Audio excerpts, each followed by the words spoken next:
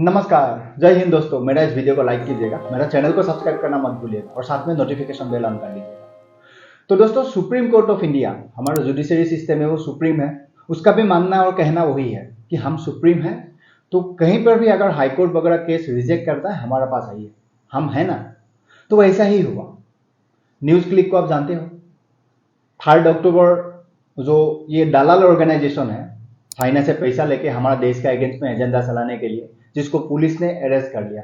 काफ़ी सारा लोगों को बुलाया था, लेकिन बाद में न्यूज़ क्लिक का जो मालिक है, जिसका नाम है प्रवीर प्रोकाइस्कर, और इनका एचआर हेड अमित चक्रवर्ती, ये दोनों को उसी दिन अरेस्ट कर लिया था।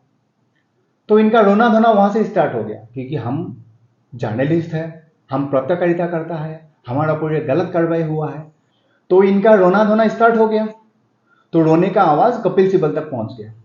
तो उन्होंने आके दिल्ली हाईकोर्ट में 13 अक्टूबर को पिटीशन दाखिल कर दिया।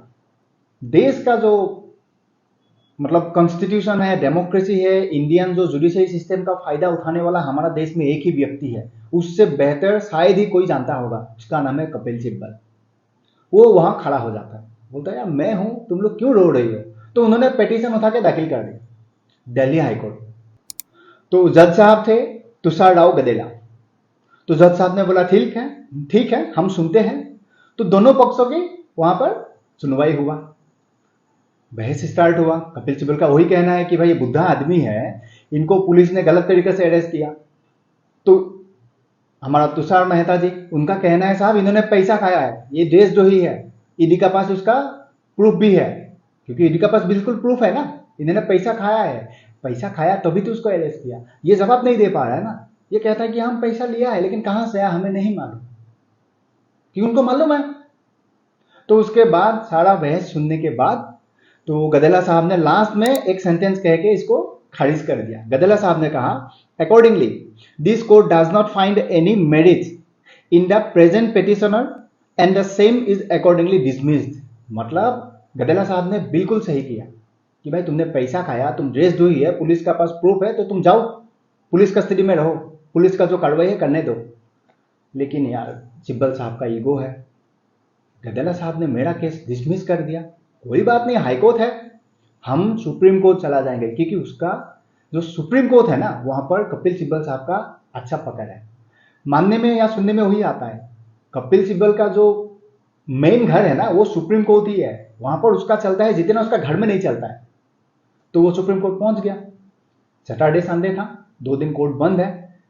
चाहता था तो कर सकता था, अगर कपिल सिब्बल चाहता था ना, सैटरडे को भी वो कोर्ट खुलवा सकता था। शायद उनको भी कुछ लगा होगा यार इसमें इतना ताकत नहीं है, तो सोमवार को ही जाते हैं। तो आज सुप्रीम कोर्ट भाई साहब चला गया और यहाँ पर सुप्रीम कोर्ट में उन्होंने गुहार लगाया। Chief justice of India Chandrachud साहब बोला हम इस केस को एक्सेप्ट करते हैं, हम इसका पर सुनवाई करेंगे। यहाँ पर सिब्बल ने जो लिख के दिया चीफ जस्टिस ऑफ इंडिया को, उन्होंने लिखा जो है कि जज साहब, ये जो न्यूज क्लिक का जो मैटर है, ये जो जर्नलिस्ट को पकड़ा है ना पुलिस कस्टडी में जो है, इनका जो उम्र है ये 70 ईयर्स है। हाय हाय हाय हाय, 70 ईयर्स का व्यक्ति, उनको पुलिस ने पकड़ लिया। तो चंद्रचूड़ साहब को लगा यार सही में 70 ईयर्स का व्यक्ति है, ये तो गलत हुआ, नहीं केस हम सुनवाई करते हैं। लेकिन मेरा एक सवाल आपको पूछना है, जो 70 ईयर्स का व्यक्ति जो दलाल है, उनका उम्र 70 ईयर्स है, लेकिन 70 ईयर्स में इन्होंने इस देश का साथ कितना दलाली किया होगा, ये तो आपने पकड़ लिया, चलो ठीक है, इससे पहले भी कितना किया होगा, राइट। ये तो हर किसी का मन में सवाल आता है, व्यक्ति कितना उम्र का हो। उन्होंने किया गद्दारी ना, चाइना से पैसा लिया ना, 38 या 40 करोड़ लगभग। क्यों लिया था?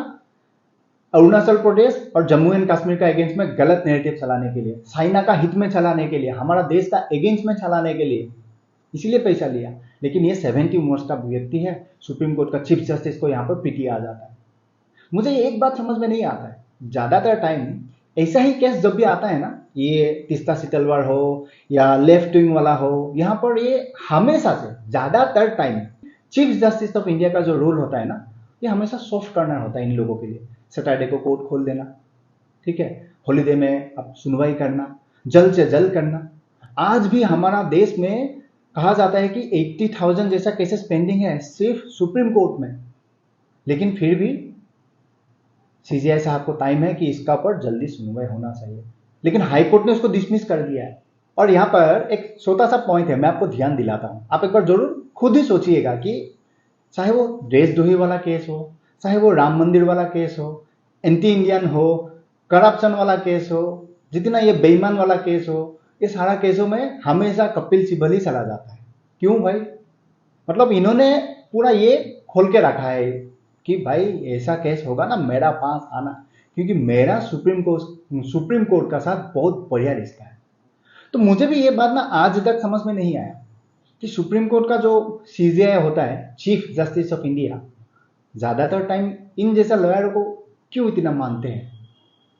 ये देश विरोधी वाला केस होता है, तीस्ता सितलवाड़ा वाला जो ऐसा केस होता है, काफी सारा ऐसा केसेस है, उसके लिए मतलब इतना सॉफ्ट कॉर्नर हो जाते हैं। हाँ ऐसा है क्या, तो आ जाओ, हॉलीडे का दिन में भी आ जाओ, हम सुनवाई करते हैं, कोई दिक्कत नहीं, कपिल सिब्बल लेके आ रहा है, सुनवाई तो करना ही है भाई। मतलब किसी ने फोन कर दिया तो वहां पर हो गया कि नहीं नहीं इसका सुनवाई करना है। मतलब इस तरीका का जो सॉफ्ट कॉर्नर है ये क्यों होता है? लेकिन वो आउट ऑफ द कॉन्स्टिट्यूशन जाके तो कोई बोल नहीं सकता है ना, जो धारा है वो बाहर जा नहीं जा सकता है। जितना आप जानते हो उतना सीजीआई भी जानता है, कपिल सिब्बल भी जानता है, हम भी जानते हैं, लेकिन कौन कितना घुमा सकता है, कौन कितने के साथ कितना खेल सकता है, ये जो फैसिलिटीज दिया हुआ है ना जुडिशरी सिस्टम में, इसका फायदा उठाने के लिए कपिल सिब्बल बेहतर जानते हैं, जिसका एग्जाम्पल आपका सामने है। तो इसका सुनवाई क्या होगा, इसका रिजल्ट क्या आएगा, आउटकम क्या होगा, इससे किसी को कोई मतलब नहीं है। सही होगा तो ठीक है, नहीं होगा तो फिर हमें मानना पड़ेगा, जुडिशरी सिस्टम सुप्रीम है। लेकिन ये जो रवैया है ये सही नहीं है, बिल्कुल सही नहीं है। एक कोर्ट ने अगर दे दिया कि इसका पर डिसमिस कर दो, उसको पुलिस कस्टडी में रहने दो, कुछ तो जरूर होगा ना। यहाँ सुप्रीम कोर्ट सुनने के बाद भले उसको कंटिन्यू करे, लेकिन टाइम तो गया ना। उसका बदले में 80,000 केस में से कोई एक केस का सुनवाई हो सकता था।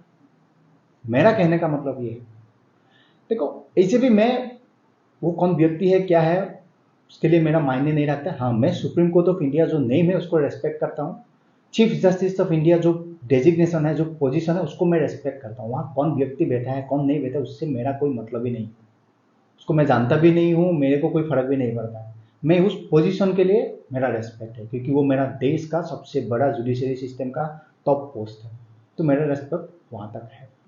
तो देखते हैं इसका क्या सुनवाई होता है।